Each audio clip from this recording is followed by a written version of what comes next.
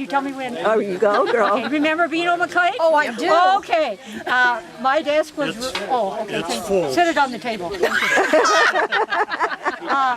My desk was right near the hall, and he would be out there sweeping the hall, and he'd be making all kinds of faces and trying to make you laugh and do all kinds of crazy things there. And then Gary Waters, come over here a minute. In study hall, you sat behind me, and you would sing that song, "I'm a Honky Tonk Man," and you're supposed to sing it right now. Come on! Sing. 1, 2, 3, Gary. Sing it with us. You don't know. Or you say something wrong. Your turn. I don't think so. Your turn. I don't have any stories. I do have a memory of being in study hall one day, and Mr. Brickta, he whistled, and I thought, boy, somebody's in trouble. And he goes to me, I was chewing gum. That was oh yes. He to the wastebasket. That was the longest walk up there to throw that gum. Yes. Yeah. Do you remember how he whistled? Oh, I don't remember. But do you remember?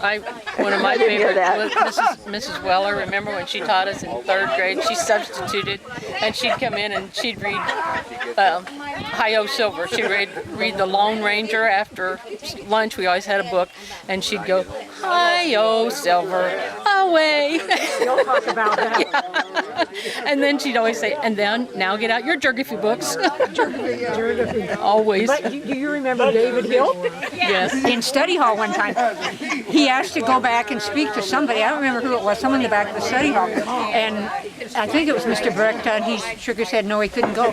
So David got down on his hands and knees, and he crawled back to his desk, and Mr. Brickta saw him, he falling back. Well, whoever it was he wanted to talk to, when he got back there, wasn't at their desk. And David had this real, where did they go, look on his face. He was a character. He was. Is he still living? I think so. Yes, he did not attend their 50th class reunion. Donna Beaver told me he did not come. I think it is in the Kansas City area, too. Do you have a Mr. Brickta story besides that one? I don't have other than that one. Yeah. That's about the only Mr. Brickta. Mr. Brickta used to teach biology, and I sat next to Jerry McNary, and Mr. Brickta would say, okay, in the middle of the class he'd say, "Now I remember when I was back in the Army," and Jerry would just close his book and put his feet up on the desk, and you were in for another story. Yeah. Grasshoppers that are pins. We need to tell the one about Leroy slapping the teacher. Oh, yes. Maybe you need to get Leroy. You want to tell it in front of him? Okay, what was her name? Fanny Finnegan. Leroy, we're going to tell the story about you smacking the teacher. In the 7th grade, the teacher's name was Fanny Finnegan. She was your 7th grade teacher? Fanny Finnegan was a very tiny little lady, and she slapped Leroy with a ruler for some reason. I don't remember. He couldn't do anything wrong. So he smacked her, got up and hit her back, and everybody just cracked up. And what do you have to say about that, sir? I done it. I don't remember what it was about. She whacked you first. I know she hit me, so I just got up and hit her back. You chose to go home for 2 days, That yeah. brother of yours doing anything at all? What? Is that brother of yours doing anything at all? Joe? Yeah. Well, I don't know. Fire escape took the hide right off her backbones because there were screws on top of it. Yeah. And remember the bells we wore on our skirts? The big, when we wore the big petticoats, and Christmas time we'd sew jingle bells on the bottom of them. Do you remember that? You, I guess. Wasn't me. Because and then Mr. Weller would always make sure that whoever had the bells on had to go answer the phone, because it'd make all that noise walking across the stage to get the phone. I just remember him making Sharon and I grade Leroy's papers all the time because he couldn't write. We're the ones who could read it. He said he was practicing for the log books as a truck driver so nobody could read his logs. Do you remember going down the fire escape and the boys, if you had a boy in front of you, you would turn around, look back up because we all had skirts on? And, Surely not. I think well, the class of 58 did. I don't know about 57. I can't remember that boys would do that. But I know he did wear dresses all the time. Except Fridays. Friday we got to wear jeans. Yeah. And even when we went to work, and now that's just almost. and get in high school, you could wear jeans every day of the week. When I went to work, we couldn't wear jeans to work, or we couldn't wear slacks to work. When I graduated and went to work. It's a long time. We have pictures of Where they got up in those old-fashioned swimsuits that I had. Oh, yeah. Do you remember that? It's in one of the annuals. I'm trying to think. I don't remember any stories on Mr. Brick. 53 Shelley. He did what, Myrna? What happened to his 53 the Shelley? shop teacher's the only thing I can remember about him. You must not have had him. Did they sell it at the sale? If that car could talk, you just could read You never heard book that with it, just car came run. on that thing. He would start it, and it was so quiet, it just purred like a kitten. You never heard it run at all. Well, he drove that old green truck until just right, maybe a year or so before. And he went into the nursing home. He got a different one right before, I think. Yeah, because he was in the nursing home when Mom was in there. And he'd go to Rotary, Yeah. Oh, and here, he'd come too back much to the truck. nursing home, and he'd didn't want to fender would be crumpled, or Got he'd him hit in something, with he'd go a and hit something, yeah. But I was always so amazed at that old Chevy car. Never heard the thing run. And what did they think of that? Do you know? Well, I just don't think that they was, they kind of held all their emotions in when they were with you. Taking driving lessons, and Tiny ran over I think they were terrified. I think they were too, and they were bored probably. Yep, she ran over Mr. Rice, knocked him down. They had the kind of a bullet or a shot of powder or something, and he was in the driver's seat, and he'd pull the string, and it would pop on the ground and see how fast you could stop. Well, Tiny stopped okay. Mr. Rice walked around in front of the car to see how long it took Tiny to stop. Her foot went off of the brake and knocked him down. Right over. Didn't hit him. He was between the tires, but Oh, no. He was under the car. yeah, a little bit. She never drove. No, They didn't have a family car or anything. She never drove. and she was so nervous.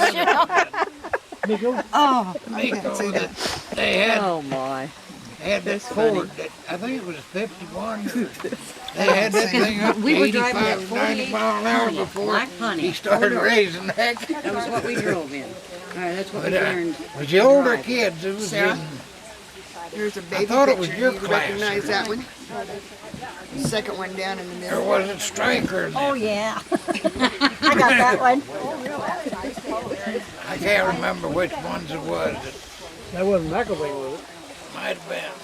It had to have been They went for a drive and see who could get the car the highest. Story about the guy that took his wife on vacation, and Actual storyteller of the whole. Here, let me see if I got you.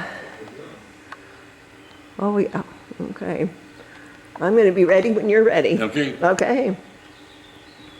Hi, I'm Darrell Rundis, graduate in 1953, Blue Rapids High School, when it was all in Blue Rapids. Anyway, the tradition that we had, I guess it was tradition for a while, was that all the seniors, when they got out early and the rest of school got out a week later, we went to work at the mine. And we went underground, and it was, of course, 56 degrees. That was quite an experience going back. My job was helping with the gob piles, the roof that would cave in, and guy was helping us, and we'd blow up the slag, and then we could carry it off and load it up or do something with it. And I remember Bob Swartz went to work in the mine itself and loaded rock, and he wasn't a very big boy, but he must have, I guess, he did well. I think he stayed to work all summer in that job. I went back and did painting and sacking of gypsum and that sort of thing. for the rest of the summer. And a lot of time, whoever worked with me, I remember we got on the roof and sat up on the roof, a nice cool gypsum up there on the roof when it was damp in the morning. And we were kind of lazy. We got away with not doing much painting that summer. But it was a good experience, and we appreciated the opportunity. I don't know how long they kept that going, but I always remember the Blue Rapids gypsum mill and going back, way back in the hill, walking a long way to get to work. And the cool weather, you had to wear a jacket when you stopped working. So it was interesting. Thank you for listening. I would tell it better than I could, the winning football team. Well, you would have. I remember I was a center, and I was tall and lanky and weighed about 175 pounds, so I wasn't a very big center. But I centered the ball well. I guess that's why they let me do it. And Jerry Burlake was the winning football team. He was a junior and I was a senior, and he was a very good quarterback. Skinny Land was the star of the team, of course. He ran so fast that nobody could ever catch him. He won the state that year in the 100-yard dash. So that was a mark, a year. I always remember that. I remember the 25th anniversary of when we got together here, and them reliving all the plays and all the wonderful things we did in the football team. And I don't remember, so who ran this way and that way and what happened, but it was good. We were really a team, and we really worked together and really enjoyed each other, so that made a lot of difference. So what was your record? Wins and losses? And I don't know, maybe for a long time the never lost game. The winning team beat Washington even, and that was the team that of course beat us. And I think they did that the second year too. But that was unusual accomplishment. I guess it doesn't last very long. You got to win next year too. That's right.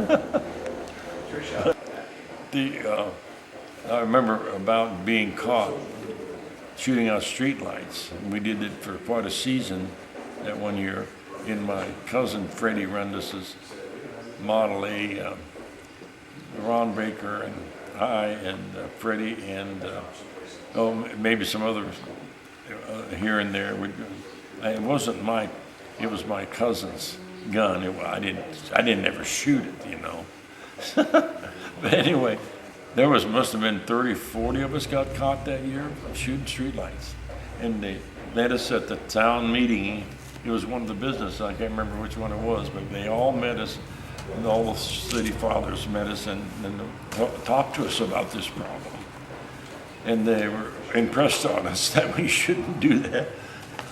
And for some reason, see, we had respect for them, and they did it in a kind manner, but firm, and didn't chew us out, because we really thought we were going to get in trouble, you know. And we never did it after that again.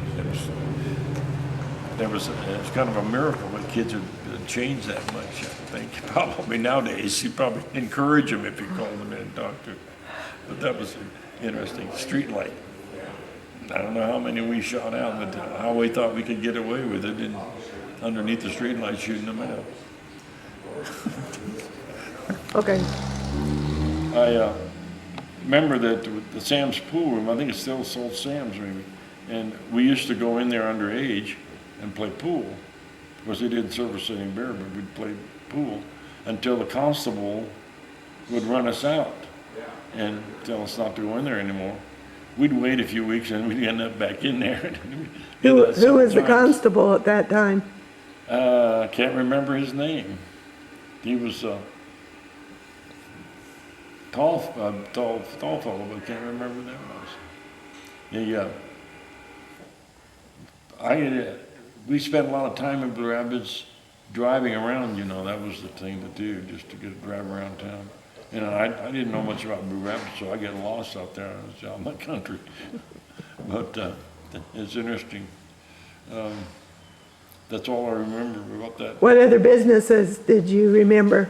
The Stanley store, of course, and the Gamble store, what's his name, that was in my class, Diedrich. was His father ran that store, remember that store? And the Brady's Hardware was it? Yeah. Brokey's Hardware, Brakes. brakes, That was on the furniture corner and store. TV, uh-huh. Yeah. We went there quite a bit. Don't remember, let's see, gas stations, the co-op place, of course, was there at that time on the corner right down here.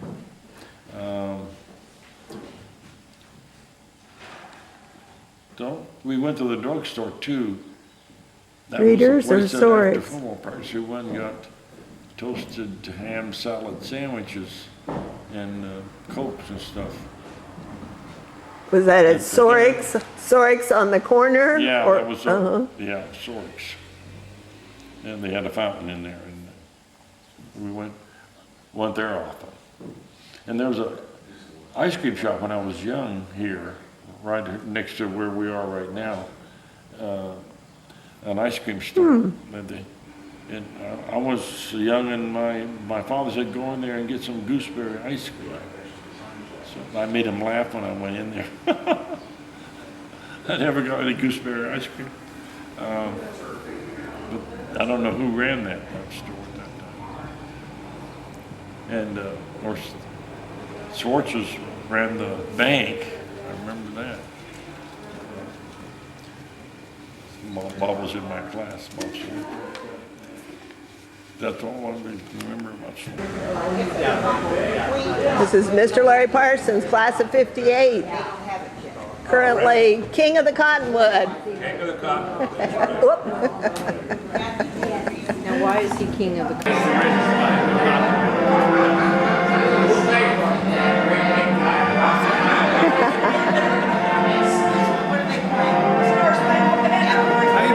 Blue Rapids too, so I'm really sure.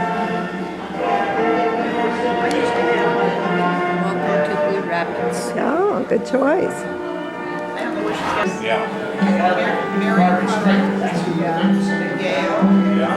There's Kenny trying to back out of the group.